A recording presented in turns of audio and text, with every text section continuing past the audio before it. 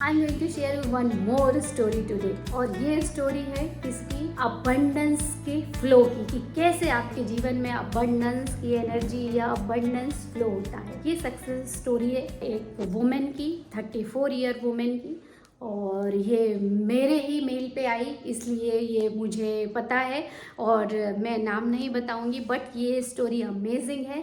इसको सुन के आपको खुद समझ में आएगा कि कैसे यूनिवर्सल लॉ काम करते हैं और कैसे इसको आप भी अपने जीवन में इम्प्लीमेंट कर सकते हो और जो चाहो वो पा सकते हो। स्पेशली इसके सिद्धांत को समझ के और किस किस तरीके से ईश्वर आपकी मदद कर सकता है, कैसे आपके जीवन में वो हर चीज़ दे सकता है जो आप चाहते हो, ये उससे रिलेटेड स्टोरी है। ये उसको पाने में आपकी मदद करेगी, क्योंकि इस तरह की स्टोरी बहुत इंस्पायर करती हैं लोगों को और ये इमोशनली भी फील होती है। इसलिए story is the best way to understand the law. और ये तभी समझ में आता है जब आप लॉ को जान रहे हो, किसी को गाइड कर रहे हो, और फिर जब वो अपने रिजल्ट शेयर करता है तो ये आपको बहुत अच्छे से समझ में आता है। इसलिए मुझे लगता है ऐसी स्टोरीज आपकी बहुत मदद करेंगी किसी भी चीज़ को मैनिफेस्ट करने में। तो अबंडेंस की फ्लो से रिलेटेड स्टोरी है ये, और इसको आप 3 सिद्धांत से और जोड़ सकते हो। कौन कौन सा? पहला तो giving and receiving are one. दूसरा, creator and creation are one. And third, cause and effect are one. मतलब creator and creation are one, यानी कि और वैसे ही giving and receiving are one. ये स्टोरी अब शुरू करते हैं। ये स्टोरी है एक वुमेन की जिनके पास बहुत लैक था। मतलब उनका माइंड सेट जो था वो हर चीज़ में कमी ही देखता था कि अभी ये नहीं है, अभी पैसा कम है, अभी ये काम में खर्च हो गया, अब अगले महीने बिल देने हैं, और एक की कमी ही रहती है हमेशा पैसे की। ये उनका माइंड सेट था, बिलीव था। और फिर उसी बिलीव में कहीं ना कहीं उनको ये भी पता था कि अबंडेंस की प्रैक्टिस करने से, क्योंकि ये स्टोरी है लॉ ऑफ अट्रैक्शन की कोच के क्लाइंट की, क्योंकि मैंने उसको ऑलरेडी ये बताया था कि लैक की लिमिटेशन के माइंडसेट की वजह से ये प्रॉब्लम हो रही है।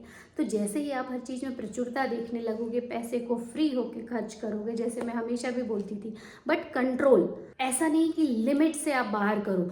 लिमिटलेस रहना है, मतलब इसका ये मतलब नहीं है कि आप देखो मनी का सम्मान करो, और किसी चीज़ को अगर आप सम्मान करते हो तो उसको ऐसे ही बर्बाद नहीं करोगे, उसको रिस्पेक्ट दोगे ताकि वो सही जगह यूज़ हो पाए, और आप उसको वर्चुअली खर्च करोगे। वर्चुअली आपको सोचना है लिमिटलेस।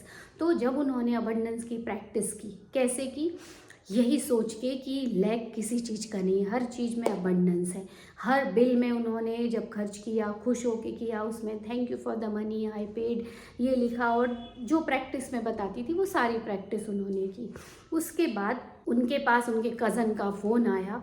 उनके कज़न की ये सेकंड मैरिज होनी थी और इज़ वेरी फाइनेंशियली बहुत कमज़ोर थे, तो उनको किसी चीज़ की ज़रूरत थी। तो उन्होंने उनको फ़ोन करके बोला कि क्या आप ये मुझे ऐसे गिफ्ट दे सकते हो। तो उसके पास वैसे ही बहुत टाइट बजट था, पर फिर भी चूँकि वो अबंडेंस की प्रैक्टिस कर रही थी तो उन्होंने बोला हाँ मैं करती हूँ, इंतज़ाम दे देती हूँ। तो उन्होंने हाँ बोला, और उसके बाद कैसे करके उन्होंने वो गिफ्ट उनको दी, पर बहुत खुश होके दी। और ये अबंडेंस के फ्लो में मैं इस चीज़ को डाल रही हूँ और ये मल्टीप्लाई होके मेरे पास आएगा, ऐसा सोच के उन्होंने खुशी खुशी उनको वो गिफ्ट दी। और उसी दिन जो उनका इनकम टैक्स का, उनके हस्बैंड ने जो इनकम टैक्स भरा था, ये भी जॉब करती थी टीचर का, तो इन दोनों का जो इनकम टैक्स इनने भरा हुआ था, तो उसका जो रिसीव आता है ना, या उसका जो फॉर्म आता है, ईमेल आता है कंफर्मेशन, वो स्पैम में पड़ा था, खुल नहीं रहा था, और 1 महीने से वो खुल ही नहीं रहा था। परेशान भी थे कि क्या हुआ, भरा नहीं भरा, रिटर्न आया कि नहीं। उसी दिन वो ओपन हुआ, उनको डिलीवर हुआ, उन्होंने ओपन करके देखा, और जब उन्होंने ओपन करके देखा तो उनका इनकम टैक्स इतना, मतलब रिटर्न ही इतना ज़्यादा था कि वो उनकी उम्मीद से 3 से 4 गुना ज़्यादा था। और वो रिटर्न उनका कम से कम 60,000 का था, जबकि उनको लग रहा था कि 30,000 के अराउंड होगा। तो 60,000 उनका रिटर्न था। उनको एक वेकेशन पे भी जाना था, आसपास ही जाना था, तो उसका भी इंतज़ाम हो गया, और 60,000 उसके पास उसी दिन 1 घंटे के अंदर रिसीव हो गए। दूसरी बात एक और अच्छी है कि वो जो कज़न थे उनकी छत खराब हो गई थी, वो जिस घर में रह रहे थे, और वो शादी कर रहे थे तो उनको अच्छा नहीं लग रहा था कि ये छत रिपेयर हो जाती तो अच्छी चीज़ होती। तो उस रिपेयर का खर्चा भी जब उन लोगों ने एप्लीकेशंस दी, फॉर्म दिए नगर निगम में, क्योंकि उनके जो क्राइटेरिया थे वो उसमें फुलफिल हो रहे थे, इसके पहले उनको ये आइडिया ही नहीं था। उनको कहाँ से ये आइडिया मिला गॉड नोस, पर उन्होंने ये बताया कि हाँ उसकी छत के रिपेयरिंग के लिए भी उसको सपोर्ट मिला और उसको जो नॉमिनल फीस थी वो बस देना पड़ा और उसकी छत की रिपेयरिंग भी हो गई। तो देखिए कैसे अबंडेंस का फ्लो आता है आपके पास। Giving and receiving are one, creator and creation are one, cause and effect are one, you are the cause. अगर आप कॉज हो तो इफेक्ट भी आप ही हो। आपको ऐसा नहीं करना कि मैंने आज सोचा कि मैं ये टेक्निक कर लूँगा तो अगले 5 महीने या 7 दिन या 8 दिन में ये चीज़ मेरे पास आ जाएगी। नो, अभी इसी वक्त ये चीज़ आपके पास है, इसीलिए बोलते हैं लेट गो कर दो, भूल जाओ। देखो गिव अप और लेट गो दोनों अलग चीज़ें हैं। गिव अप नहीं करना है, लेट गो करना है, मतलब वो ऑलरेडी हो चुका, अब उसके बारे में क्या सोचने की ज़रूरत है। अब वो ऑलरेडी है तो मैं क्या कर रही होंगी, क्या मैं ऐसा सच में कर रही होती जब ये चीज़ मेरे पास होती, तो उस समय क्या बेस्ट चीज़ हो सकती मेरे लिए जो मैं करूँ वो करना शुरू कर दीजिए। भले वो आपके लुक को चेंज करना हो या अपना ध्यान देना हो या कुछ नई आपकी ड्राइंग बनाना हो या कोई जॉब के लिए नया फॉर्म भरना हो, कुछ भी हो, बस वो आप करना शुरू कर दीजिए। फिर देखिए यूनिवर्स कैसे आपके वाइब्रेशन को समझता है और वाइब्रेशन के अकॉर्डिंगली वो चीज़ आपके पास आती है।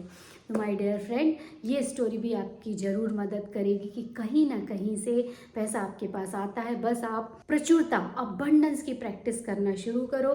किसी भी चीज़ की लैक लिमिटेशंस मत देखो, खुश हो के पैसा खर्च करो, सम्मान के साथ, उस रिस्पेक्ट के साथ उससे रिलेशनशिप बनाओ, बर्बाद मत करो, बट अपनी लिमिट को इंक्रीज़ करो, अपने स्टैंडर्ड को हाई करो। छोटी छोटी सस्ती चीज़ें जो बहुत सारी लेते हो उसकी जगह एक अच्छी चीज़ लो जो उन सारे दिनों तक चले और वो आपको वो फीलिंग भी दे सके।